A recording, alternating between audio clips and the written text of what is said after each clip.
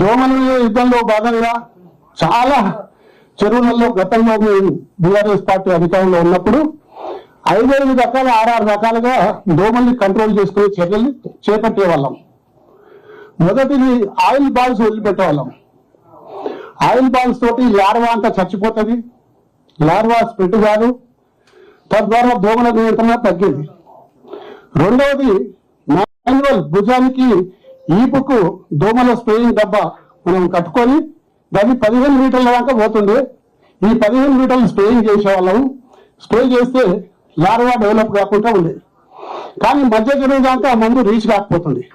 దాని తర్వాత డ్రోన్ ద్వారా మరి మధ్య చెరువులో కొట్టేవాళ్ళము. ఆ డ్రోన్ ద్వారా కొట్టడం వల్ల కంప్లీట్ గా లార్వా చచ్చిపోయేది. దాని తర్వాత మళ్ళీ గంబూజియా చేపలని చెప్పేసి చేపలను నీళ్ళల్లో వదిలేవాళ్ళం. నీళ్ళల్లో వదిలిపెట్టడం వల్ల ఈ లార్వా అంతా కూడా తినేసేది. తద్వారా దోమలు అన్ని కూడా అదుపులో ఉంటుండే. ఈ ప్రభుత్వం సంపూర్ణంగా విఫలమైపోయింది. ఏ చర్యలు తీసుకుంటలేదు.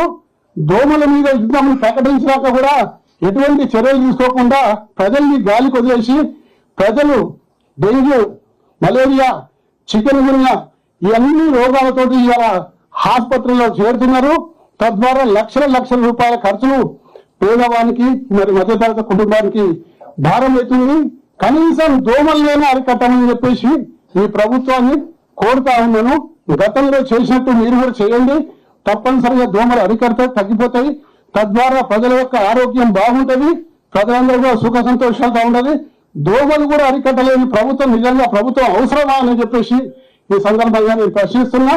కనీసం ఈ నిరసన తెలుపుతాను మీ దోమల నెట్టు తీసుకొస్తుంటే పోలీస్ వాళ్ళ దౌర్జన్యం, వాళ్ళు ఎటువంటి ఆర్డర్ కాపీ లేకున్నా కానీ ఇవాళ ఈ డ్రెస్ వేసుకోవద్దని చెప్పేసి మా మీద దౌర్జన్యం చేస్తా ఉండ్రు.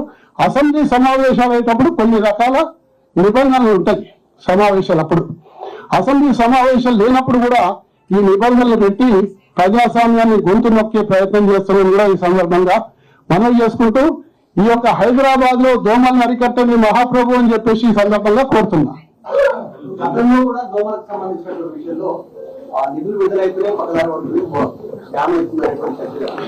ఇప్పుడు డ్రోన్ తోటి మందు పట్టాలి.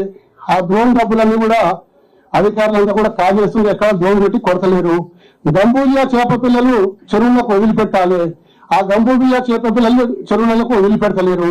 ఇట్లా అనేక రకాలుగా అవినీతి కార్యక్రమాలు పాల్గొనడం వల్ల ఎక్కడ కూడా దోమలు మరి విజృంభిస్తున్నాయి, స్వైర విహారం చేస్తున్నాయి.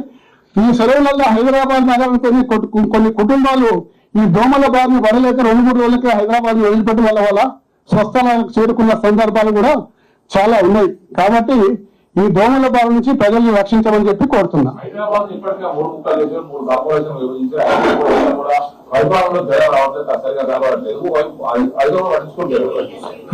హైదరాబాద్ లో 3 ముక్కలు చేసింది పరిపాలన సౌలభ్యం కోసమే అంటారు కానీ ఎక్కడ కూడా సౌలభ్యం అయితే లేదు. ఇంకా సమస్యలు పెరిగిపోతా ఉన్నాయి, రోజు పెరిగిపోతా ఉన్నాయి. చిన్న సమస్య దోమల్నే ఇలా అరికట్టలేకపోతున్నట్టు ఇక వేరే ఉంటుంది.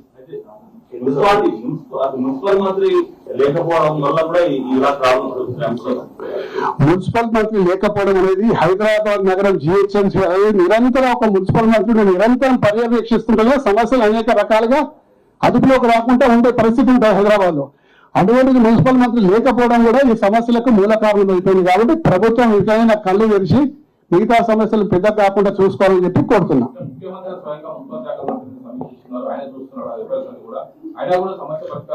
మరి ఆయన అందరి అధికారులను సమన్వయపరిచి మరి అందరినీ అన్ని క్షేత్రస్థాయిలో అన్ని సమస్యలు పరిష్కారం చేసే టైము వారు దొరుకుతుందో లేదో తెలుసలేదు. కాబట్టి ఏది ఏమైనా సరే ఇలా మాత్రం హైదరాబాద్ పరిస్థితి దారుణంగా అయిపోయింది. హైదరాబాద్ కు కొత్త బయట ప్రాంతాల నుంచి రావాలంటే భయపడుతుంది. దోమలకు భయపడి హైదరాబాద్ నుంచి పారిపోయిన ఉదాహరణలు కూడా కోకల్లో ఉన్నాయి. దోమలను అరికట్టండి, ప్రజలను రక్షించండి.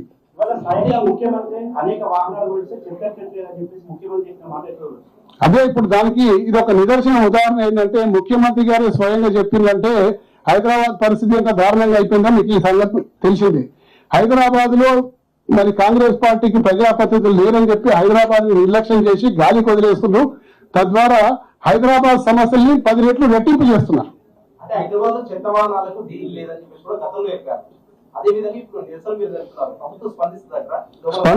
స్పందించకుండా ఇక్కడ ప్రజలు ఉండే పరిస్థితి కనిపిస్తలేదు. ఎందుకంటే ప్రజలు పారిపోయే పరిస్థితి ఉంది. అది హైదరాబాద్ బ్రాండ్ ఇమేజ్ కు చాలా నష్టం జరిగే పరిస్థితి ఉంది. ఇతర ప్రాంతాల నుంచి మన ప్రాంతానికి వచ్చి నివసించే వాళ్ళు చాలా మంది ఉన్నారు. మరి ఉండే వాళ్ళు కూడా చాలా మంది కొద్ది రోజులు ఉండేవాళ్ళు. ఇప్పుడు అందరూ పారిపోయే పరిస్థితి ఉంది.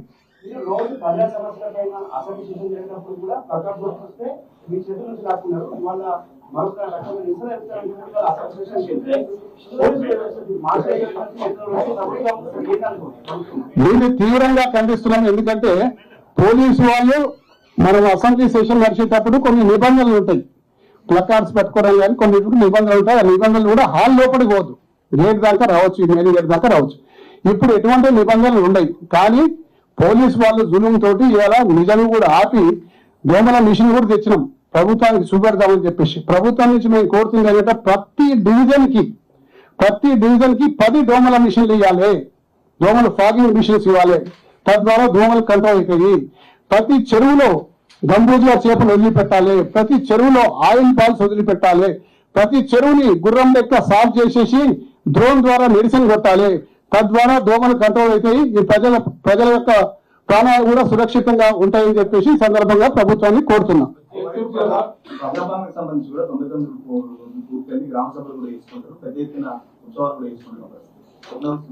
ఇంకా ఏం ఉత్సవాలు నాకు అర్థం కాదు. ఏం సంబరాలు చేసుకుంటాం, సాధించింది ఏముందని సంబరాలు చేసుకుంటున్నారు. కేవలం దోమల వల్ల హైదరాబాద్ కు వచ్చే వాళ్ళు జనం తగ్గిపోతుందంటే ఇంకా సంబరాలు చేసుకోవడానికి అర్థమే లేదు. కేవలం ఇదంతా కూడా ఒక పెద్ద డ్రామా.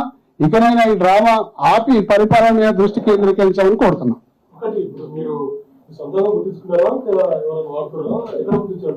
ప్రజలు వేసుకునే రోజు వచ్చేసింది, రోజు వేసుకోవాలి, లేకపోతే రాత్రి పడుకునే పరిస్థితి లేదు. ప్రతి ఒక్కరికి డ్రెస్ కుట్టించవలసిన పరిస్థితి ఈ హైదరాబాద్ నగర ప్రజలకు ఏర్పడ్డది. టోపీ కానీ, చేతులకు గ్లౌజెస్ కానీ, లేకపోతే డ్రెస్ కానీ వేసుకొని పండుకునే పరిస్థితి ఉంటుంది. కనీసం దోమలు గుట్టాయి, లేకపోతే దోమలు గుట్టి మలేరియానో, డెంగ్యూ, చికెన్ గున్యానో ఏదైనా వస్తుంది. నాకు చికెన్ గున్యా వచ్చి 3 సంవత్సరాలు అవుతుంది, ఇంకా కీళ్ళ నొప్పులు పోతలేవు. అంటే దోమల దగ్గర వేసుకోవాల్సిన పరిస్థితి కంపల్సరీ చేస్తుంది రాష్ట్ర ప్రభుత్వం.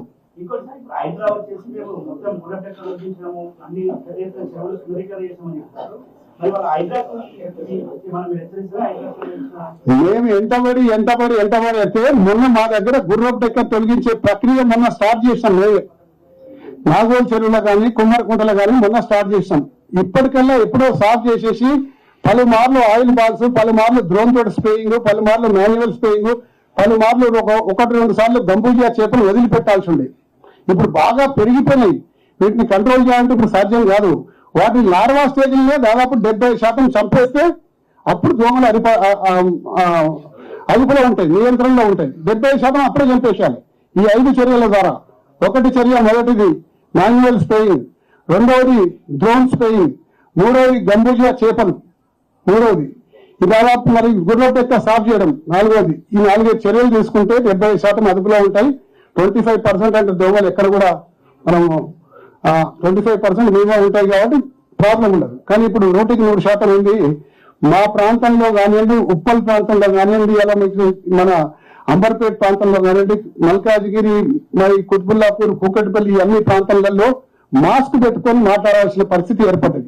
ఎందుకంటే నోరు గట్టిగా మాట్లాడితే ఎన్ని దోమలు పోతాయని భయంతో మాస్క్ పెట్టుకొని, నోటికి మాస్క్ అడ్డం పెట్టుకొని మాట్లాడాల్సిన పరిస్థితి ఎలా ఏర్పడ్డదంటే ఎంత తీవ్రంగా ఉందో అర్థం చేసుకోండి.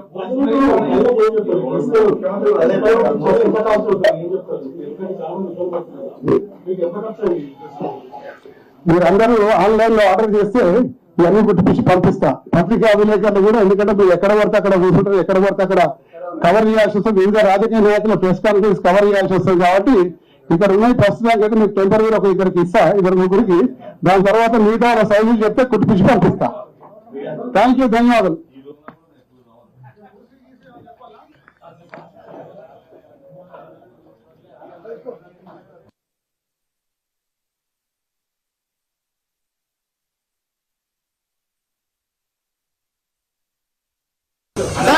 మీరు మిడిల్ రండి సార్, మీరు మిడిల్ రండి.